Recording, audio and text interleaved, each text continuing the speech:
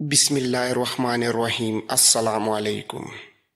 مصر کی انتظامیہ اور فوج کے 2-3 اعلیٰ حکام کو سوڈانیوں کی شکست کا افسوس تھا، کیونکہ وہ آس لگائے بیٹھے تھے کہ صلاح الدین ایوبی مارا جائے گا یا بھاگ جائے گا۔ یہ غدار بے ایمانوں کا ٹولہ تھا، لیکن سلطان ایوبی کا ایمان مضبوط تھا۔ اس نے مخالفین سے واقف ہوتے ہوئے بھی ان کے خلاف کوئی کارروائی نہ کی، ان کے ساتھ نرمی اور خلوص سے پیش آتا رہا۔ کسی محفل میں اس نے ان کے خلاف کوئی بات نہ کی، اور جب کبھی اس نے ماتحدوں سے اور فوج سے خطاب کیا تو ایسے الفاظ کبھی نہ کہے کہ میں اپنے مخالفین کو مزہ چکھا دوں گا۔ کبھی دھمکی آمیز یا طنزیہ الفاظ استعمال نہیں کیے، البتہ ایسے الفاظ اکثر اس کے منہ سے نکلتے تھے: اگر کسی ساتھی کو ایمان بیچتا دیکھو تو اسے روکو، اسے یاد دلاؤ کہ وہ مسلمان ہے اور اس کے ساتھ مسلمانوں جیسا سلوک کرو تاکہ وہ دشمن کے اثر سے آزاد ہو جائے۔ لیکن درپردہ مخالفین کی سرگرمیوں سے باخبر رہتا تھا۔ علی بن سفیان کا محکمہ بہت ہی زیادہ مصروف ہو گیا تھا۔ سلطان ایوبی کو زیر زمین سیاست کی اطلاعاتیں باقاعدگی سے دی جا رہی تھیں۔ اب اس محکمے کی ذمہ داری اور زیادہ بڑھ گئی تھی۔ محافظوں اور شتربانوں کے قتل کی اطلاع بھی قاہرہ آ چکی تھی۔ اس سے پہلے جاسوسوں کا گروہ جس میں لڑکیاں بھی تھیں، محافظوں سے نامعلوم افراد نے آزاد کرا لیا تھا۔ ان 2 واقعات نے یہ ثابت کر دیا کہ ملک میں صلیبی جاسوس اور چھاپہ مار موجود ہیں، اور یہ بھی ظاہر ہوتا تھا کہ انہیں یہاں کے باشندوں کی پشت پناہی اور پناہ حاصل ہے۔ ابھی یہ اطلاع نہیں پہنچی تھی کہ چھاپہ ماروں اور لڑکیوں کو عین اس وقت ختم کر دیا گیا ہے جب وہ کشتی میں سوار ہو رہے تھے۔ چھاپہ ماروں کی سرگرمیوں کو روکنے کے لیے فوج کے 2 دستے سارے علاقے میں گشت کے لیے گزشتہ شام سے روانہ کر دیے گئے، اور انٹیلیجنس کے نظام کو اور زیادہ وسیع کر دیا گیا تھا۔ سلطان صلاح الدین قدرے پریشان بھی تھا۔ وہ کیا عزم لے کر مصر میں آیا تھا، اور اب سلطنت اسلامیہ کے استحکام اور وسعت کے لیے اس نے کیا کیا منصوبے بنائے تھے، مگر اس کے خلاف زمین کے اوپر سے بھی اور زمین کے نیچے سے بھی ایسا طوفان اٹھا تھا کہ اس کے منصوبے لرزنے لگے تھے۔ اسے پریشانی یہ تھی کہ مسلمان کی تلوار مسلمان کی گردن پر لٹک رہی تھی، ایمان نیلام ہونے لگا تھا۔ سلطنت اسلامیہ کی خلافت بھی سازشوں کے جال میں الجھ کر سازشوں کا حصہ اور اعلی کار بن گئی تھی۔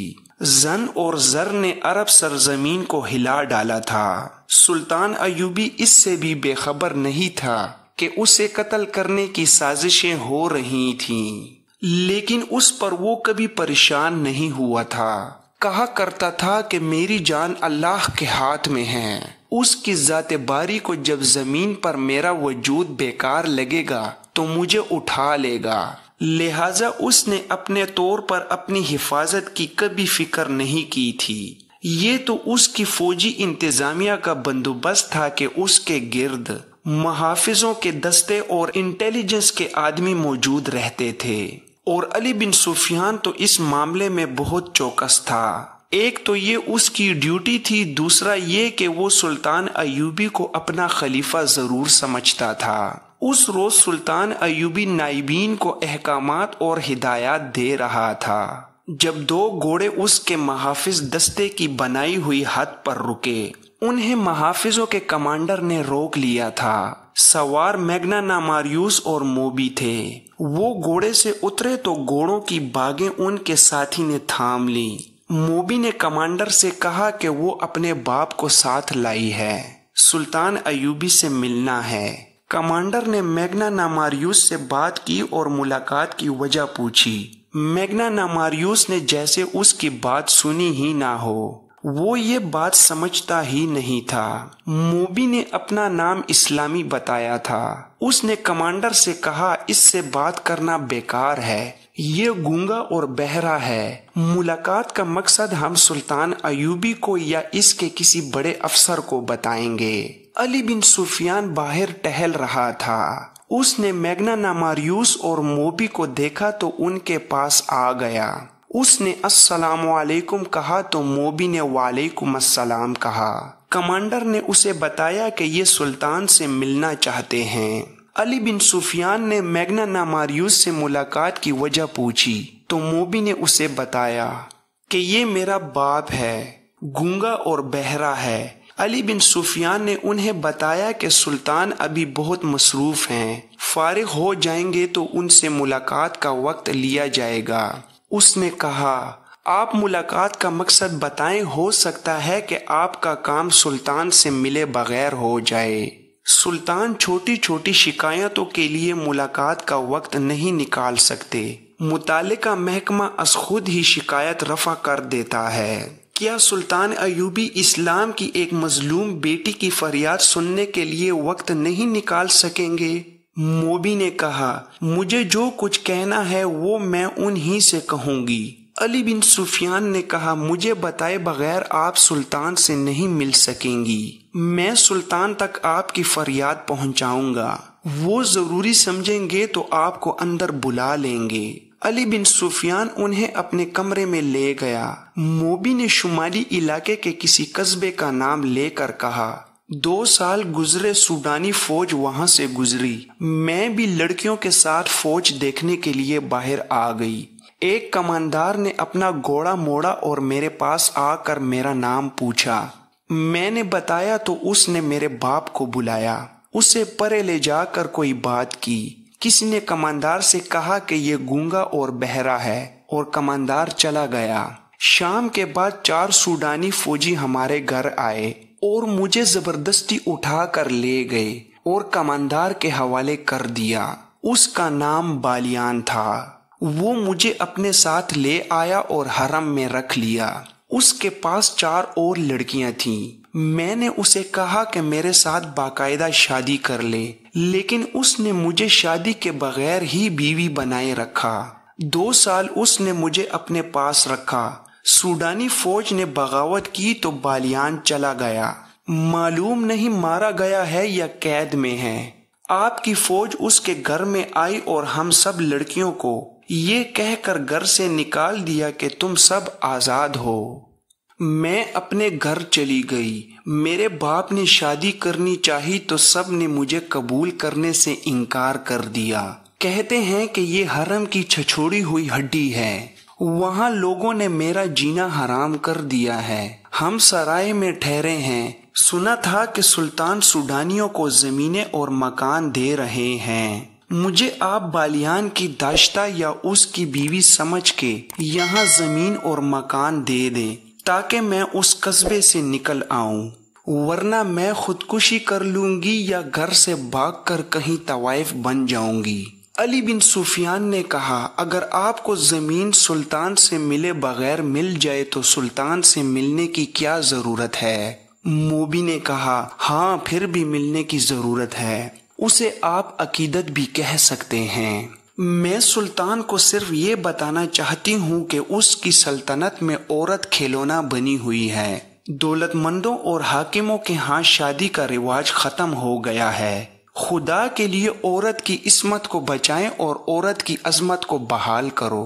सुल्तान से ये कहकर शायद मेरे दिल को सुकून आ जाएगा। मैग्ना मारियूस इस तरह खामोश बैठा रहा जैसे उसके कान में कोई बात नहीं पड़ रही। अली बिन सुफियान ने मोबी से कहा कि सुल्तान को इजलास से फारिग होने दें, फिर उनसे मुलाकात की इजाजत ली जाएगी। ये कहकर अली बिन सुफियान बाहर निकल गया। वो बहुत देर बाद आया और कहा कि वो सुल्तान से इजाजत लेने जा रहा है। वो सुल्तान अयूबी के कमरे में चला गया और खासी देर बाद आया। उसने मोबी से कहा कि अपने बाप को सुल्तान के पास ले जाओ। उसने उन्हें सुल्तान अयूबी का कमरा दिखा दिया। कमरे में दाखिल होने से पहले दोनों ने बाहर की तरफ देखा। वो गालिबन कत्ल के बाद वहां से निकलने का रास्ता देख रहे थे। सुल्तान कमरे में अकेला था। उसने दोनों को बिठाया और मोबी से पूछा, क्या तुम्हारा बाप पैदाइशी गूंगा और बहरा है? मोबी ने जवाब दिया, हाँ सुल्तान मोहतरम, ये इसका पैदाइशी नुक्स है। سلطان ایوبی بیٹھا نہیں، کمرے میں ٹہلتا رہا اور بولا، میں نے تمہاری شکایت اور مطالبہ سن لیا ہے، مجھے تمہارے ساتھ پوری ہمدردی ہے، میں تمہیں یہاں زمین بھی دوں گا اور مکان بھی بنوا دوں گا، سنا ہے تم کچھ اور بھی مجھ سے کہنا چاہتی ہو۔ موبی نے کہا، اللہ آپ کا اقبال بلند کرے، آپ کو بتا دیا گیا ہوگا کہ میرے ساتھ کوئی آدمی شادی نہیں کرتا، لوگ مجھے حرم کی چھچوڑی ہوئی ہڈی، فحشا اور بدکار کہتے ہیں، اور میرے باپ کو کہتے ہیں کہ اس نے بیٹی بیچ ڈالی تھی۔ آپ مجھے زمین اور مکان تو دے دیں گے، لیکن مجھے ایک خاوند کی ضرورت ہے جو میری عزت کی رکھوالی کرے۔ اس نے جھجک کر کہا، میں ایسی بات کہنے کی جرت نہیں کر سکتی، لیکن اپنی ماں کی عرضداشت آپ تک پہنچانا چاہتی ہوں کہ آپ اگر میری شادی نہیں کرا سکتے تو مجھے اپنے حرم میں رکھ لیں۔ آپ میری عمر، میری شکل و صورت اور میرا جسم دیکھیں، کیا میں آپ کے قابل نہیں ہوں؟ یہ کہہ کر اس نے میگنا ناماریوس کے کندھے پر ہاتھ رکھ کر دوسرا ہاتھ اپنے سینے پر رکھا اور سلطان ایوبی کی طرف اشارہ دیا۔ یہ اشارہ شاید پہلے سے طے شدہ تھا۔ میگنا ناماریوس نے دونوں ہاتھ جوڑ کر سلطان ایوبی کی طرف کیے اور پھر موبی کے ہاتھ پکڑ کر سلطان ایوبی کی طرف بڑھایا، جیسے وہ یہ کہہ رہا تھا کہ میری بیٹی قبول کر لو۔ سلطان ایوبی نے کہا، میرا کوئی حرم نہیں لڑکی، میں ملک سے حرم، کعبہ خانے اور شراب ختم کر رہا ہوں۔ بات کرتے کرتے اس نے اپنی جیب سے ایک سکہ نکالا اور ہاتھ میں اچھالنے لگا۔ اس نے کہا، میں عورت کی عزت کا محافظ بننا چاہتا ہوں۔ یہ کہتے کہتے وہ دونوں کی پیٹھ پیچھے چلا گیا اور سکہ ہاتھ سے گرا دیا۔ سکہ گرنے کی آواز آئی تو میگنا ناماریوس نے چونک کر پیچھے دیکھا اور پھر فوراً ہی سامنے دیکھا۔ صلاح الدین ایوبی نے تیزی سے اپنے کمر بند سے 1 فٹ لمبا خنجر نکال کر اس کی نوک میگنا ناماریوس کی گردن پر رکھ دی اور موبی سے کہا، یہ شخص میری زبان نہیں سمجھتا، اسے کہو کہ اپنے ہاتھ سے اپنا ہتھیار پھینک دے۔